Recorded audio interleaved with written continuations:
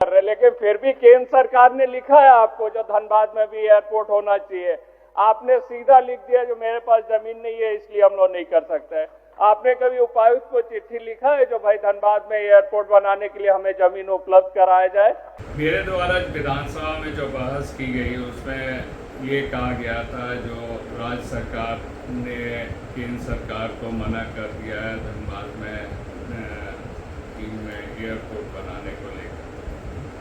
मैं बता देना चाहता हूं जो ये मामला 2017 की है जब केंद्र सरकार की चिट्ठी आई थी, और 2017 में उड़ान जो केंद्र सरकार की नियमावली है एयरपोर्ट विस्तारीकरण का उनको लेकर, उस चिट्ठी उस नियमावली को दर्शाते हुए राज्य सरकार ने ये चिट्ठी किए थे जो चूँकि बोकारो में बन रही है इसलिए 50 किलोमीटर के अंडर में धनबाद है, इसलिए यहाँ औचित्य नहीं लगती है। उसके बाद केंद्र सरकार की एक टीम भी आई जिसमें उसने प्री फिजिबिलिटी रिपोर्ट बनाई जिसमें ये कहा गया जो धनबाद में और एयरपोर्ट बनाने की ज़रूरत नहीं है। मैं ये साफ तौर पर करना चाहता हूँ जो 2017 में रघुवर जी की सरकार थी, भाजपा की सरकार थी, माननीय सांसद ढुलू महतो जी उस समय बागबाड़ा के सिटिंग एमएलए थे,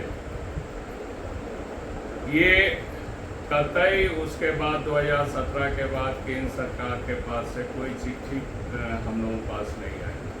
हेमंत जी की सरकार ने इमीडिएटली डीसी को एक ज़मीन चिन्हित करने के लिए बोला है और उसी के तहत फिर झारखंड विधानसभा में बात हुई। झारखंड विधानसभा में भी सरकार ने माना जो हम लोग जमीन चिन्हितीकरण के लिए, और अगर केंद्र सरकार राजी है तो हम लोग धनबाद में एयरपोर्ट बनाने के लिए हम लोग जमीन देने के लिए तैयार हैं।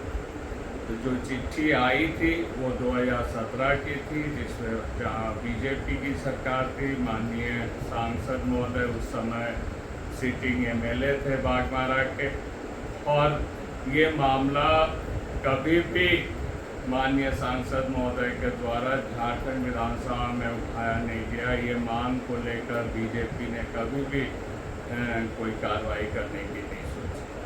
40 साल की सांसदी जो धनबाद लोकसभा के बीजेपी के द्वारा रिप्रेजेंट किया जा रहा है, या बीजेपी की 17 साल की सरकार में कभी भी धनबाद में एयरपोर्ट बनाने की मुद्दा को आगे नहीं ले गए। धनबाद में एयरपोर्ट के लिए ज़मीन हस्तांतरण की बात नहीं।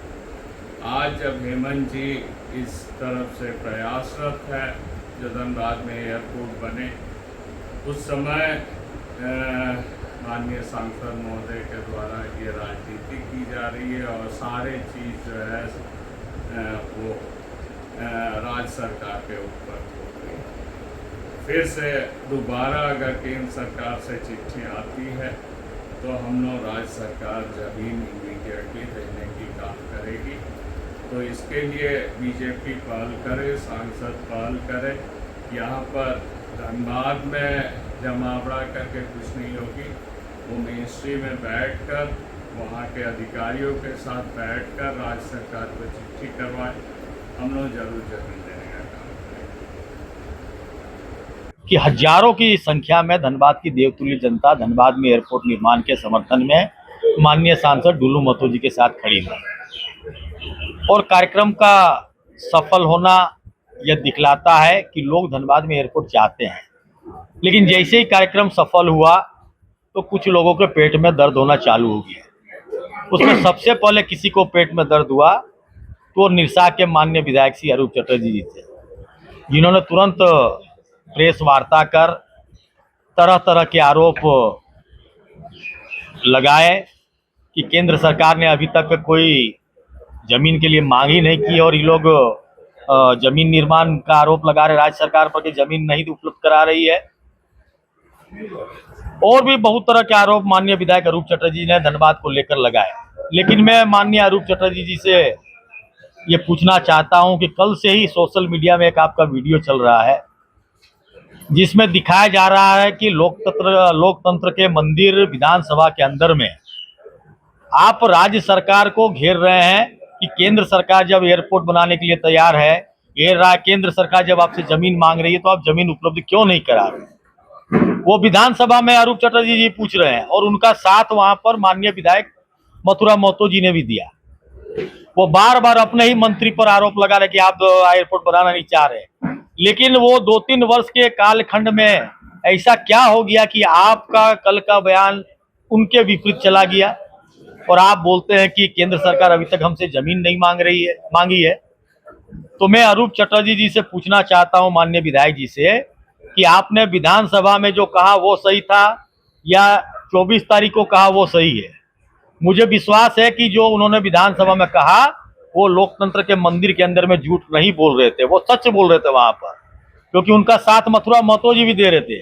लेकिन 24 तारीख को जो उनका बयान आया वो कार्यक्रम के सफल होने के बाद आया। ये प्रतीत होता है कि आप जनता को गुमराह करना चाहते हैं, दिग्भ्रमित करना चाहते हैं और आपने झूठ का सहारा लिया है। माननीय सांसद डुल्लू महतो जी केंद्रीय नागर विमान मंत्री से मिले थे तो उन्होंने वहां से ही वहां के सचिव से, अलका तिवारी जी इस यहाँ की सचिव थी, उनसे बात कराया था जमीन उपलब्ध कराने के लिए। उसके बाद माननीय मंत्री जी ने डुल्लू महतो जी को पत्र लिखकर जानकारी भी दी कि राज्य सरकार का जमीन उपलब्ध नहीं कराना ही सबसे बड़ा रोड़ा है एयरपोर्ट के लिए। उसके बाद माननीय सांसद महोदय ने 2025 के तीसरे महीने में 7वें महीने में धनबाद के उपायुक्त महोदय को पत्र लिखकर जमीन उपलब्ध कराने का आग्रह भी किया, लेकिन 2 पत्र देने के बाद आज 1 वर्ष लगभग हो जाने के बाद भी न जमीन मिली न इस पत्र का जवाब धनबाद प्रशासन ने अभी तक कुछ दिया कि हम जमीन दे पाएंगे नहीं दे पाएंगे। चटर्जी का बयान आया है जी, वो कह रहे थे कि 2017 में मुद्दा हम उठा रहे थे जब रघुवर जी सरकार जी उसके संदर्भ में ये बात हम कह रहे थे सदन में, वो अपनी सफाई दे रहे हैं। तो इसका मतलब यह है कि वो इस मामले को लेकर कहना चाह रहे हैं कि रघुवर जी के टाइम से ये मुद्दा उठा रहे हैं, लेकिन इस मामले पर कुछ खास पहल नहीं। मैं अच्छी बात है, रघुवर जी ने कहा, रघुवर जी के समय की बात है, तो कम से कम एक चीज तो ये तय हो गया कि केंद्र सरकार ने जमीन मांगी है, चाहे रघुवर दास जी की सरकार हो चाहे हेमंत सोरेन जी की सरकार हो। फाइल तो हटती नहीं है, पेपर तो बोलता है।